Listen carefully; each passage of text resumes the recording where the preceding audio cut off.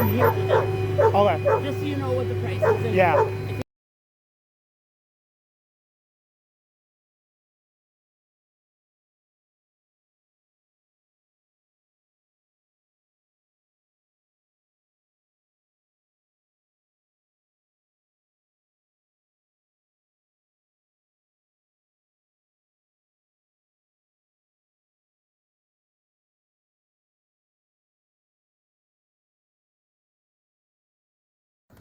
All right, guys. Guess what actually happened?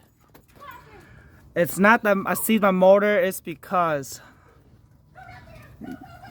look at this. Look at this. Look at this. Look at that. You see that? Look at my belt. Look at my belt. Timing belt snapped on me, man.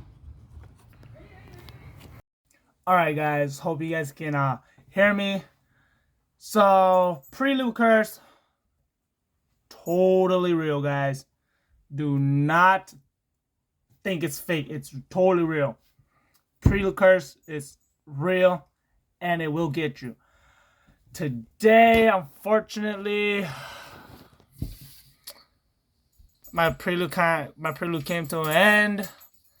So, what happened is, I was driving my car, hitting VTEC, and then after hitting VTEC, I came down to a cruising, just regular cruising, 40 on a 35, just your usual 5 miles over speed limit type deal. And I was cruising for like 1 minute, like 1 solid minute, and then my car it just died on me. It just died on me. It just turned off and died. It just turned off and died, and then I heard this like ticking noise. So at first I was like, what the hell? Like, I was skeptical about the ticking noise. I know for sure it was already the motor, because it died on me. So I know for sure it was the motor already, but I was still skeptical. And then I looked, and then my oil light came on. So my oil light came on, car died, and then so I had to pull over to the side. Oil light came on, so I'm assuming I'm super low on oil because I've been hitting VTEC a lot. So went to go check my oil. Oil was super, super low, like super low. It was like at the tip of the dipstick. There was like barely anything on there. So I was like, holy shit, don't tell me I seized my motor or some shit. That's probably why like those ticking noises, like a round knock or something, you know what I mean? So this happened like late at night, so I didn't have time to check anything, then couldn't see anything because it was so dark. And then luckily my car died like literally down the road from my buddy's place, so I hit him up and then was able to push it onto his driveway. So it was there for the night, and then the next morning I called a tow truck. So at this point I was already assuming that I seized my motor. That's why it's not cranking. That's why it's not starting, So so next day, had the tow truck come tow it. So we brought it back to my parents' place. This is where I'm at right now. This is my parents' place.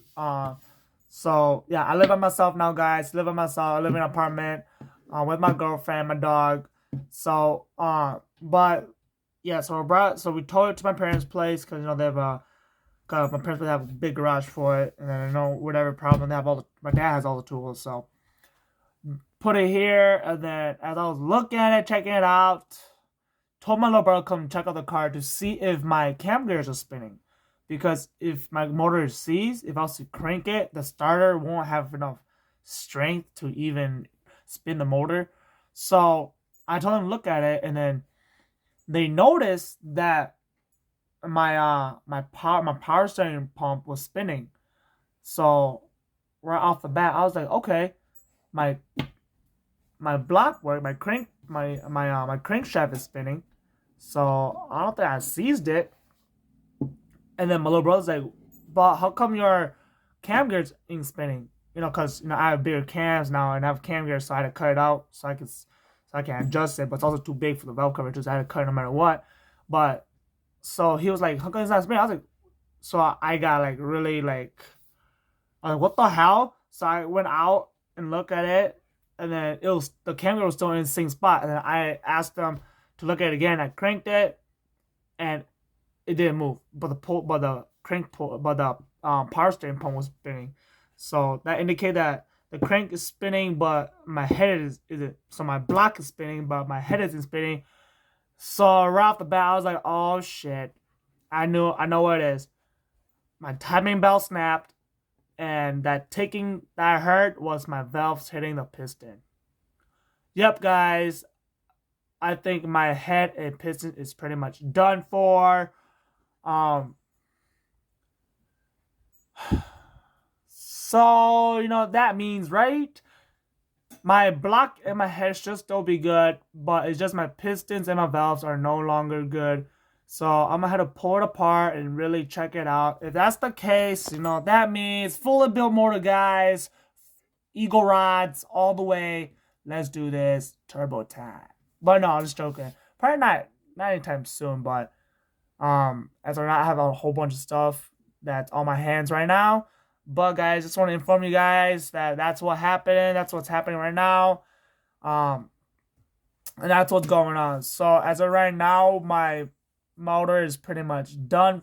My motor is pretty much done for right now. I don't need a new block or anything like that. I'm pretty sure if it's actually my timing belt, then what I really need is just new valves and new pistons.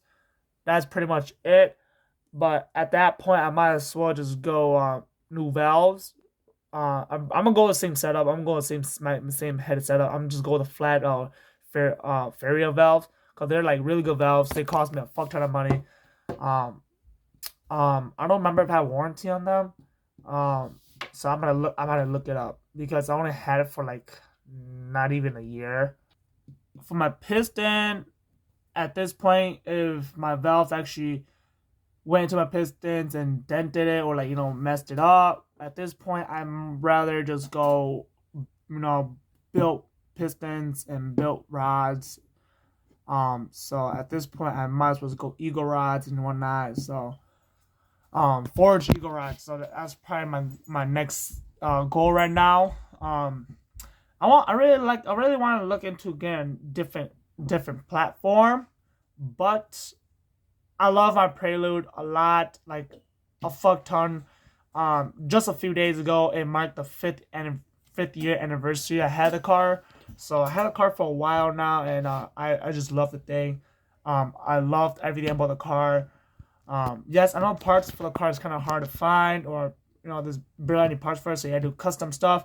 But overall, the car is probably my favorite Honda car. Out of all the other Hondas, like I like the Prelude more than the Civic and the S2000. The S2000 is cool, but I don't know. I prefer the Prelude over the S2000. Yes, it's a front-wheel drive. It's not a rear-wheel drive like the S2000, but still, it's still cooler in my opinion. But with that being said, guys, that's probably a wrap for this quick video.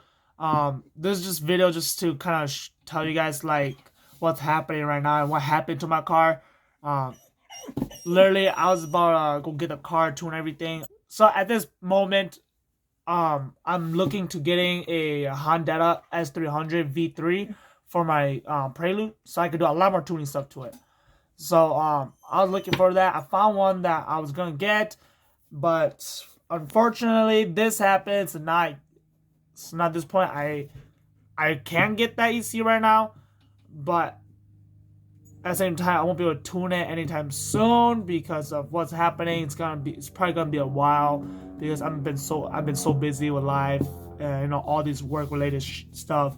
So literally the only times I have is the weekends. So at this time, I'm just gonna keep working, save money.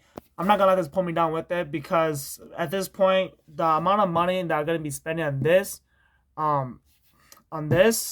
it's gonna be, I guess it's equivalent as to getting like a newer, like a different car, a different platform, because like car nowadays are going up in price. Everything's going up in prices right now. But they really think about it, Honda, their parts are a lot cheaper than other platforms. For example, like Subarus, like, you know, Subarus or like Evos, you know. Parts super expensive compared to Hondas. Like, their parts are like 3 times as expensive as Honda parts. So at this point, I'd rather just go the route of rebuilding my motor, because the money I put into that will be equivalent to, you know, whatever. It's gonna be equivalent in total, like with everything I spent on it. It's gonna be equivalent in total buying a new car, and at the same time, with that money that I put into my car, I should be able to make more horsepower than these cars anyways. So at that point, like, you know, I rather just continue on with my same platform. But without further ado, guys, this is probably it for my video. Super sad. I'm like super sad, but I'm gonna try and not have this bring me down. But without further ado, car's still gonna stay with me. Love the car to death, so the car's still gonna stay with me. Gonna build off the car. Just gonna continue building off the car. At this point, new pistons, new valves. You know, so, and hopefully I can get some sleeves in there, so I should be able to hold more power. All right, guys. So without further ado, this is probably it for my video. Here's my doggy now. Here's Rugal. He's a lot bigger than he was before. He is gonna be 25 inches from up to shoulders. So from his feet to his shoulders, he's gonna be 25 inches. So he's gonna be a pretty big dog. He's only 6 months, guys. 6 months only. So he still has like at least another year to grow. So he's still a pretty big dog. Like, look at his. He's as tall as my shoulder, guys. So he's a pretty big guy. He's already 70 pounds.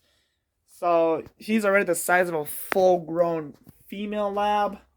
I think he's already almost the size of a full-grown male. But yeah, he's gonna be pretty big. He should be a pretty big dog. But guys, without further ado, this is it for my video. If you guys enjoyed it, make sure to hit that thumbs up, guys. Subscribe down below, and just, you know, guys, if you guys really get into this car life stuff, just know and remember that you got pay to play, guys. So peace out. See you guys next time.